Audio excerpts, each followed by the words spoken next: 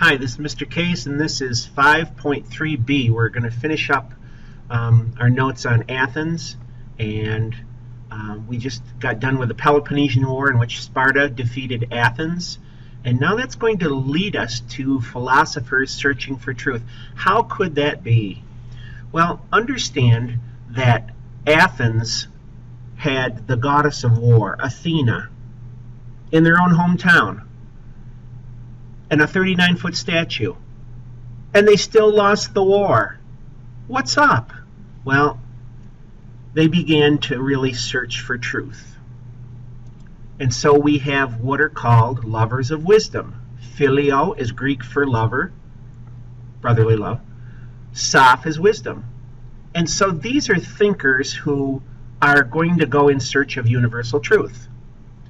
And there's two assumptions. For most philosophers, the universe is assembled in an orderly way with absolute and unchanging laws. And man can understand these laws through logic and reason. That was the assumption. But we have a group called the Sophists that departed from that, and they said there is no universal standard of truth. It's what you make it. Man is the measure of all things. So if truth is truth to him, then it's truth. Well, I don't know if that's true or not. I do believe in universal laws. Otherwise, gosh, I don't believe in gravity. Well, I step out a window, I'm going to fall to my death. There are universal laws, and yet the Sophists departed from that. One such critter, an important dude, is an elderly man by the name of Socrates. Now, he lived in Athens, and he had a school. Now, a school was nothing more than him sitting on the steps of the temple and his students sitting around him, and they would debate and discuss certain topics like math and science, and then later on philosophy. Socrates believed that there was universal truth, and he advocated people going in search of it. He would say an unexamined life isn't worth living. Know thyself. Those are important truths. Do you know what you know? Do you know what you don't know? Go in search of truth.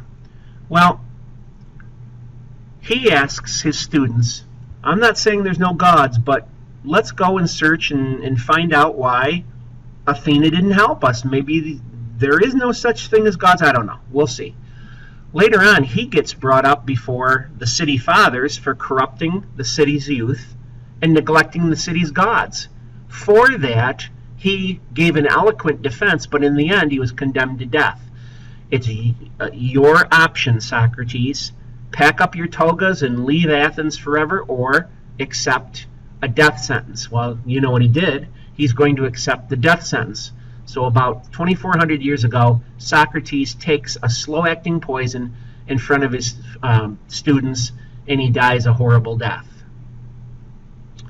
Well, what he's trying to say is, I'm not going to give up my belief. It's true. It's true. Well, that's it. Know thyself.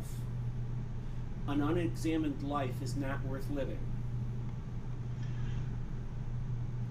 Socrates' best pupil was a dude by the name of Plato, and upon Socrates' death, he starts his own school called the Academy. Now, Plato is a political scientist. He wrote a book called The Republic, and he advocates in it the best rule is not by a democracy, but by a philosopher king.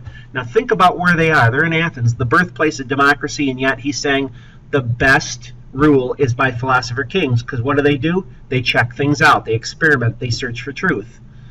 Plato's best pupil is Aristotle. He gives the world a method for arguing logically, according to the rule of logics. So, it is the basis for what we have today in the natural sciences, like earth science, biology, chemistry, physics, etc., etc. Astronomy, I think I said. And he is known for tutoring a young prince of Macedonia, who later on is going to be the conqueror of the then known world, Alexander the Great. So we have links here between Socrates all the way up to Alexander the Great. Well, that's it for today. It's short, but it's sweet. And this is Mr. K's, and I'm out.